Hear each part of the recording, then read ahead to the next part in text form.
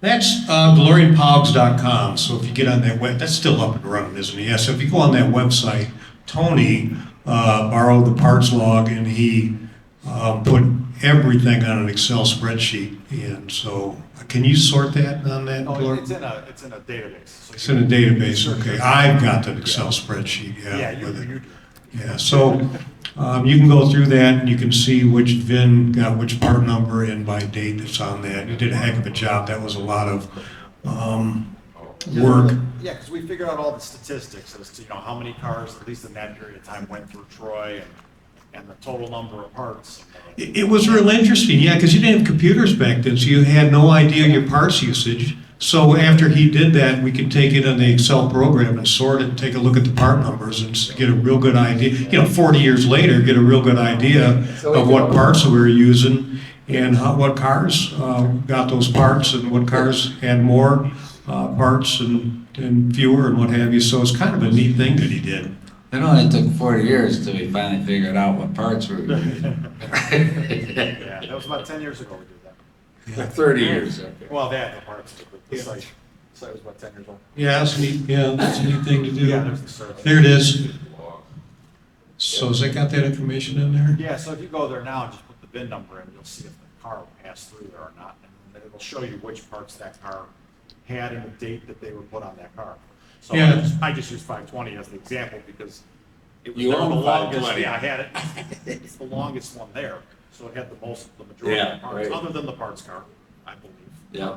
Yeah, 1,003 cars went through the QAC based on that. Yeah, so Whatever Vince. I wrote there is what I figured out. Yeah. So if your car went through the Midwest QAC, Yeah, just run the. you can go there, put your VIN in, and see what we put on it.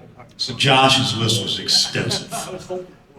Yeah, Josh, it takes up the whole database. Yeah, it sure does. I want There it is. 1,003 different VINs, 6,114 parts, in over 7,000 total parts used. So that's pretty cool, I mean, we didn't know that information From back August to then. February, I mean, that's a short period of time, we went through 7,000 parts. Yeah. And all those parts, again, were ordered nightly and were overshipped overnight. And there were no shims in that. No, the shims are sourced locally. They're not categorized. Yeah. So another crazy story that we had when we were in Bridgewater, New Jersey, C.R. Brown wanted 50 spare tires shipped to Detroit when they opened that QAC opened up. There it is. Yeah. I haven't seen this thing. I may be getting a little ahead of myself. I haven't seen this thing in 13 years. So yeah, CR wanted 50 of these shipped to Detroit, and he wanted them overnight. So it was like 10 o'clock in the morning, and so we were just panicking. Never used one. We never needed one. Yeah, right. So, But he insists on us having 50 spare tires at the QAC. Go ahead. yep, thank you.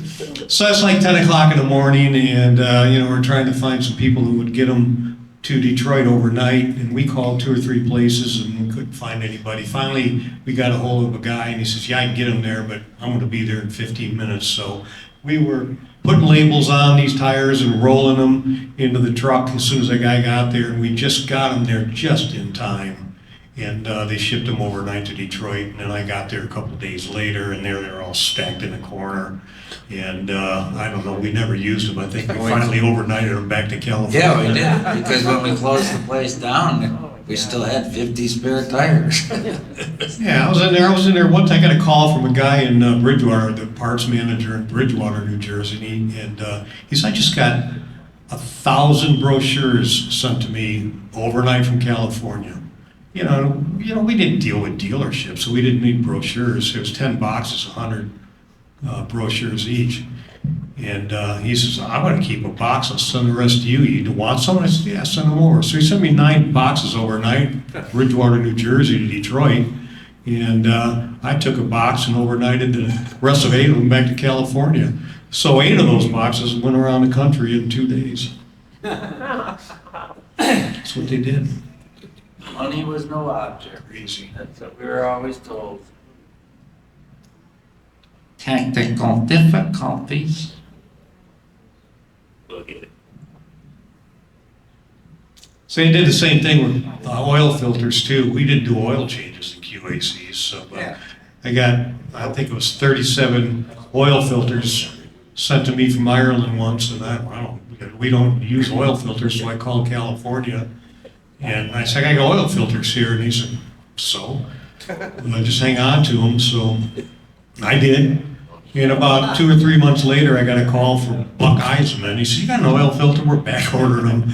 I said, yeah, I got like 37 of them. You want some? He says, yeah. So I had to overnight those to California too. All right. Dun, dun, dun. Columbo. For some of the younger people, you may not remember the TV series, Columbo. But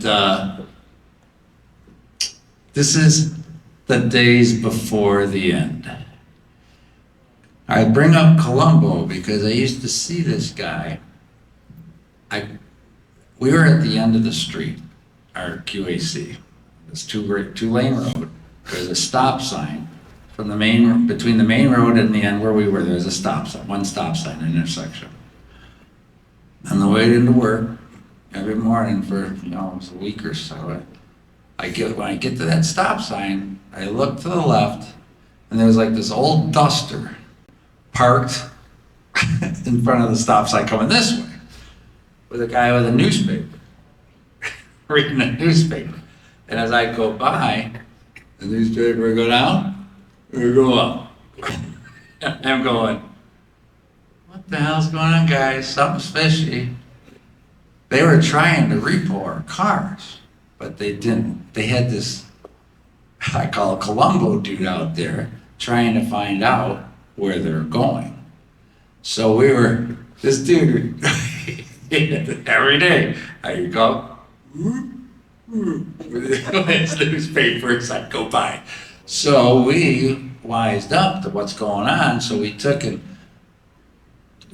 taped up all the windows in the garage door. There's one garage door entrance in the back of the QAC. We taped them all up, and we'd honk our horn, and somebody would open the door real quick. We'd pull it in. We brought all the cars. There were probably 4 or 5 cars then at that, 5 I think at that time, company cars that we had. And we kept hiding them in there because we knew they're being scouted. Days are getting close to the end. Well, that day finally came. We were in there, and this guy comes in the front door. We look outside, and there's a tractor trailer with a car hauler blocking the driveway. And he goes, I'm here to pick up 5 DeLoreans. Huh? Okay. He's bullshit. We know they're in there. So he goes to the back. Sure enough, we had them all in. They picked up all of this. This is not the actual picture, obviously. These are new cars with the foam on the bumpers coming over from Europe. But this is just an example of that's what we saw then as our company cars all drive away that day, and we all had to figure out how to get home. Transportation. That was the total end of the QAC. Oh, wow. Now this also ran into a problem because now I was getting married August 2nd of '82.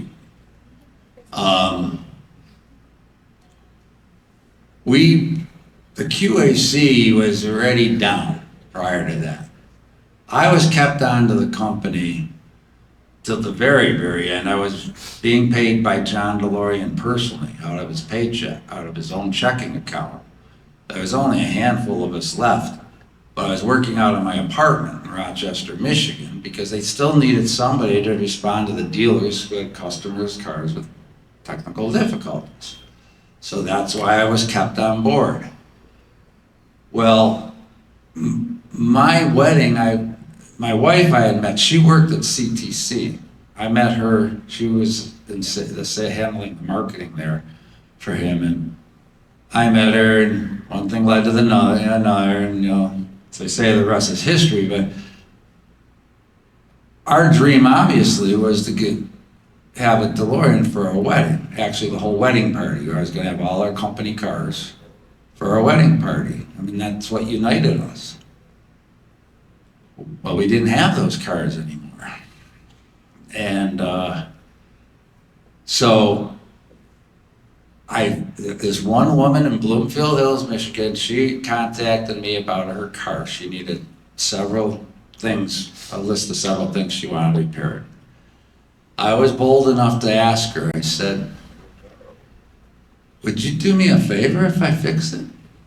What's that? I said, if I come over and I go through everything and repair, can I borrow your car for a day until the next day? Well, what's that for? I said, I'm getting married and I'm looking for a DeLorean. And I told her the story and she goes, well, of course you can. She was so sweet. So I went and I fixed her car all up. She let me borrow her personal car. And that's us, after the church, coming out of the church, I was helping her in there. And don't laugh, because my wife laughs every time she sees it, because I got black socks on. Typical guy, it's like, she goes, how could you do that? You got all white, you wear black socks. I go, because I was getting dressed up and you only wear black socks when you get dressed up. It was just the thing that made sense. Typical engineer, but anyhow, so this is why DeLorean's so important to me and so part of my life. It is my life. And I have 3 beautiful boys as a result. One of them, my youngest, is right there, Robbie. And Rebecca is a girlfriend. He has a DeLorean in his heart. All my boys do. It's done more to me than just a car. It gave me a wife and a family. And here's now my final paycheck. As you can see, it's from Citibank, John DeLorean. It's his personal checking account. You also can see insufficient funds returned. Yeah, I was really making it big there, $722, and I still have that check, and I'm never going to let go of it. I mean, that's a personal memento. How, have a personal check from John to me with insufficient funds. That even makes it better for the story, right? I mean, and then there's Chris's check. Now, he was overpaid. I mean, we thought he was overpaid. I don't know. He was always great when he wasn't, but that was, Can I say something? no. Please do. I'm surprised you didn't wear sandals in that picture. So I think Barry said yours was like $2, right? $2.50. Yeah, see, I got you, man. $4.90. And this thing came in, I got this a couple months later, so evidently they thought figured they owed me a couple more bucks, so they had the wrong address on it. They finally found its way to me. But that's what our checks look like, with the exception of my social security number that we had to blank out, because Matt Summers here, so I had to take it out. You don't trust it. I had to take it out. Now, you see, does this look like it might be familiar? This is a picture from 1981 of Chris standing next to, it's either 520 or 550. That's 520 I'm leaning on, and that's 550 behind it. Okay. Here he is. And it's 520 again, and one of Tony's cars behind it. Yep. Tony's other cars behind it. Now, it's pretty bizarre to have that, Isn't that pretty crazy? The cars haven't changed much. The building's still there. Some other things have in that picture, but the cars haven't changed. All right. Oh, tell your story here, Chris. Young there. I got old. That's fine. That's a story. 2006, I think. Can you hear? Yeah, there you go. Yeah, so that steering wheel came off 520 back in 1981. around the fall of 1981. Car was assigned to Jim Charles. He was a district manager or tech specialist or whatever the heck he was out of Georgia.